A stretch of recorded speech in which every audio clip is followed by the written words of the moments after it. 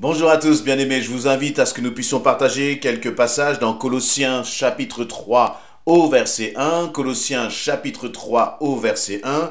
Juste avant de commencer notre lecture, je vous invite vraiment à vous abonner, puis à liker les vidéos afin qu'elles puissent être visibles par le plus grand nombre et ainsi, je l'espère, encourager aussi beaucoup d'autres.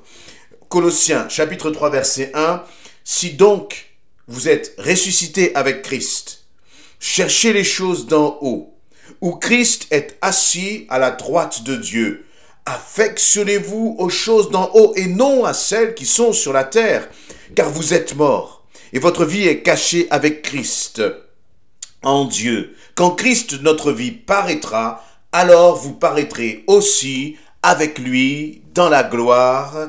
Amen. Voilà, et puis on pourrait continuer. Faites donc mourir les membres qui sont sur la terre, l'impudicité, l'impureté, les passions, les mauvais désirs, et à cause de ces choses que la colère de Dieu vient, c'est à cause de ces choses que la colère de Dieu vient sur les fils de la rébellion, parmi lesquels vous marchiez autrefois. Autrefois, Paul commence ce chapitre en disant « Si donc vous êtes ressuscités avec Christ ». Premièrement, mais qu'est-ce que cela signifie d'être ressuscité avec Christ?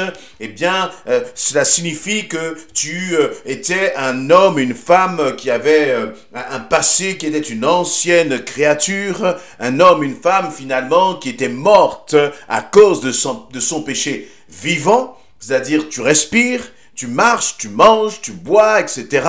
Mais tu étais condamné à l'enfer.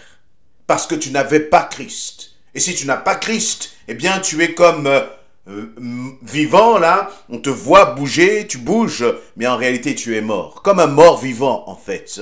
Et parce que tu donnes, et c'est au moment, à partir du moment où nous donnons notre vie à Christ, que, eh bien, nous héritons, nous devenons nous sommes au bénéfice de la vie éternelle. Et c'est donc pour cela que Paul parle là de la résurrection. Voyez, la résurrection est réservée pour ceux qui ont donné leur vie à Christ. Du moment où tu as donné ta vie à Christ, eh bien, il y a cette naissance, cette nouvelle naissance. Du mort que tu étais, tu deviens vivant en Christ. Et tu commences une vie nouvelle. Tu démarres une vie nouvelle, où le péché n'a plus de pouvoir, où la colère, où toutes les passions, toutes les choses mauvaises qui animaient ta vie, qui dominaient sur toi, ont perdu leur pouvoir parce que Christ vit en toi. Et donc, bien souvent, on va commencer par donner sa vie à Christ, on va passer par les eaux du baptême pour marquer justement notre volonté de donner notre vie à Christ, d'avancer avec Christ, de grandir en Christ et de démarrer une vie nouvelle avec lui. Et là, Paul nous dit, si donc vous êtes ressuscité avec Christ, cherchez les choses d'en haut. Et on peut lire ce verset-là très rapidement, passer dessus très rapidement, mais il y a quelque chose qui m'interpelle. C'est que, il dit, si vous êtes ressuscité avec Christ, cherchez les choses d'en haut. On aurait pu se dire que c'est parce que je cherche les choses d'en haut que je vais être ressuscité avec Christ. C'est parce que je commence à m'approcher de Christ, que je commence à m'occuper des choses de Dieu, que je commence à lire la Bible, que je commence à prier, que je vais être ressuscité avec Christ. Mais là, il y a une inversion. Il dit, si vous êtes ressuscité avec Christ, cherchez les choses d'en haut.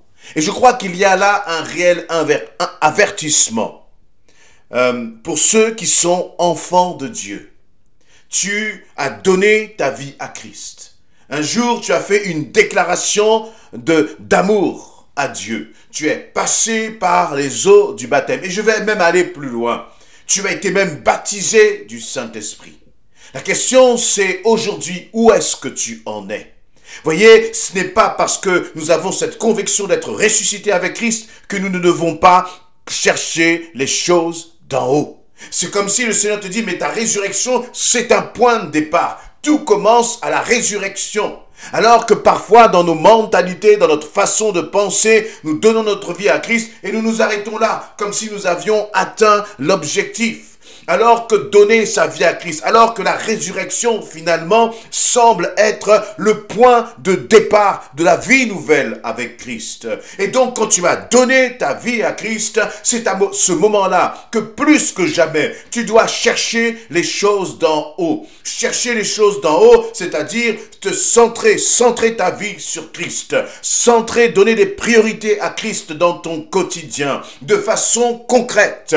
Chercher les choses d'en haut, c'est passer du temps dans la prière, passer du temps dans les choses qui sont agréables aux yeux de Dieu. Chercher, c'est-à-dire la méditation de la parole, la communion avec les frères et les sœurs. Chercher les choses d'en haut commence à partir du moment où vous êtes ressuscité en Christ. Et dès le moment où tu as donné ta vie à Christ, tu ne peux plus te contenter de peu. Et chercher, vous voyez, il y a une idée quand même de détermination, de volonté, de persévérance. Vous voyez, ce n'est pas simplement regarde les choses d'en haut. Il ne suffit pas de lever les yeux vers le ciel. Non, chercher relève d'une vraie volonté, d'une vraie détermination. Où en es-tu justement, toi qui as donné ta vie à Christ? Est-ce que tu cherches encore les choses d'en haut? Est-ce que tu as faim et soif encore des choses d'en haut? Le Seigneur te dit, tu es mon enfant, mais tu dois continuer de chercher ce qui est agréable, chercher ce qui peut être transformé encore dans ta vie, dans ton caractère, dans ton quotidien, et continuer encore d'avancer ainsi. Parce que si tu ne fais pas cela, eh bien de chrétien ressuscité, tu vas peut-être devenir un chrétien mort. Un chrétien qui ne va pas remporter la couronne de gloire, qui ne va pas achever la course. Vous savez, cette, espèce de chrétien qui finalement fait partie de ces 5 vierges folles, celles qui avaient commencé la course et qui, parce qu'elles n'ont pas veillé sur leur lampe, lorsque l'époux, le fiancé est revenu, elles n'ont pas pu entrer dans les noces. Où en es-tu dans ton attachement au Seigneur? Voyez, et là il nous dit, cherche les choses d'en haut, où Christ est assis à la droite de Dieu. Et il continue au verset 2, affectionnez-vous aux choses d'en haut, et non à celles qui sont sur la terre. Dis-moi, mon ami, à quoi est-ce que tu t'affectionnes actuellement? Est-ce que tu t'affectionnes, voyez, parce que là, parfois, on peut s'endormir sur notre vie spirituelle. On peut s'endormir sur notre relation. Et lorsque je parle de s'endormir, je crois que je suis même à côté de la réalité. On peut mourir dans sa vie spirituelle. On peut avoir une vie spirituelle qui est morte. Et pourquoi? Il n'y a pas de responsable à chercher. Il n'y a pas de coupable à chercher. Parce que le seul qui est responsable de sa communion avec le Seigneur, le seul qui est responsable de son intimité avec le Seigneur, ce n'est pas tes enfants, ton époux, ton épouse, tes parents, je ne sais quoi, c'est toi et toi seul. Et parce que personne ne peut s'attacher aux choses d'en haut, personne ne peut s'affectionner aux choses d'en haut à ta place. Mais le Seigneur te dit, mais parce que tu es ressuscité, en fait, à travers la résurrection, qu'est-ce que cela signifie? À travers la résurrection, eh bien, cela marque le fait que le pouvoir de la mort est brisé. Le pouvoir du péché est brisé. Le pouvoir de la colère, de la rancune, de toute l'impudicité, de tout ce qui est mauvais. Ce pouvoir-là est brisé en toi. Et donc, comme ce pouvoir est brisé en toi, le pouvoir de la colère est brisé en toi, de la rancune, de l'amertume, de la timidité, de tout ce qui te bloquait dans ta vie avant, tout cela est mort parce que tu es ressuscité. Et comme tu es ressuscité avec Christ, Dieu te donne la capacité justement d'avancer avec lui. Tu ne peux plus trouver comme excuse les choses du passé. La colère n'est plus une excuse pour toi. Mais le problème, c'est de cette liberté que le Seigneur te donne à travers la résurrection. De cette liberté que le Seigneur te donne à travers le fait que le péché a perdu son pouvoir. Que fais-tu de cette liberté? Tu as cette liberté de passer du temps dans la présence de Dieu. Tu as cette grâce, cette bénédiction de passer du temps dans la présence de Dieu. Que fais-tu de cette liberté que le Seigneur te donne? Ressusciter, mais ressusciter pour quoi? Ressusciter pour tourner tes pensées vers quoi? Ressusciter pour occuper ton temps avec quoi et avec qui? Voilà ce que te dit le Seigneur. Il te dit, mais je t'ai ressuscité pour que tu puisses t'affectionner à moi. Je t'ai donné la vie pour que tu puisses t'attacher à moi, te dit Jésus. Et je ne t'ai pas donné la vie pour que tu puisses t'attacher aux choses du monde et aux choses, aux pensées de ce monde. Je t'ai ressuscité, je t'ai donné la vie alors que tu étais mort, afin que tu puisses vivre dans mon intimité, te dit le Seigneur. Où passes-tu ton intimité? Que fais-tu de ton intimité?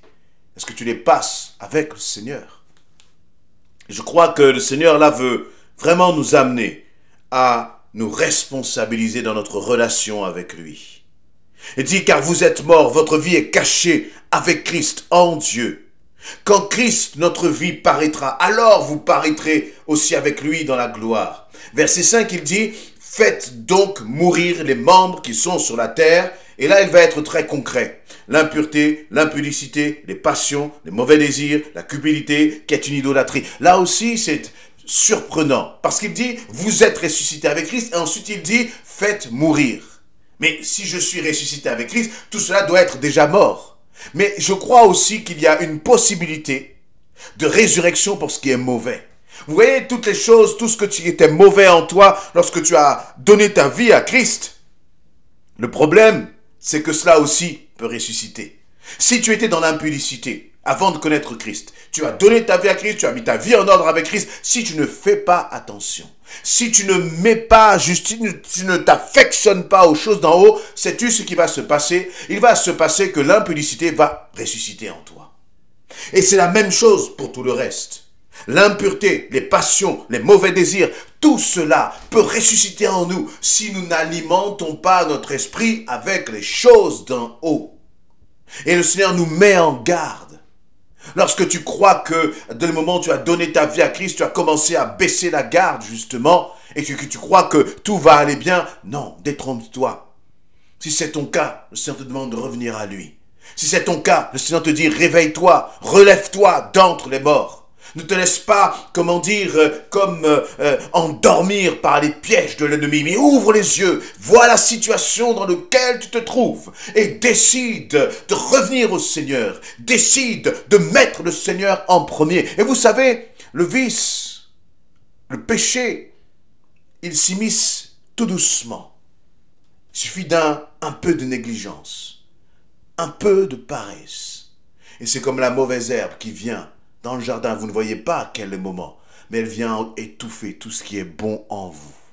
Alors, ressaisis-toi, mon frère, ma sœur. Réalise cette grâce que tu sois ressuscité avec Christ, mais cela ne suffit pas. Un ressuscité peut toujours mourir encore. L'objectif, c'est d'être ressuscité et c'est de rester vivant jusqu'au retour du Seigneur. Alors, sois prêt. Affectionne-toi aux choses d'en haut. Continue de grandir avec Christ. Ne baisse pas les bras. Ne te laisse pas endormir par les choses d'ici-bas, par des distractions, par des choses futiles et inutiles. Mais au contraire, attache-toi au Seigneur. Et je crois que celui qui est ressuscité, il a toutes les raisons justement de s'attacher au Seigneur. Tu as encore plus de raisons qu'au premier jour. Maintenant que tu as commencé à grandir avec Christ, à le connaître, à approfondir ta relation avec lui, je crois que chaque jour devrait nous pousser à aimer Dieu et encore plus aujourd'hui qu'hier. Parce que chaque jour nous découvrons un peu plus de ce Dieu si bon, si grand, si aimant et si puissant. Seigneur, je veux t'aimer aujourd'hui encore plus qu'hier. Amen.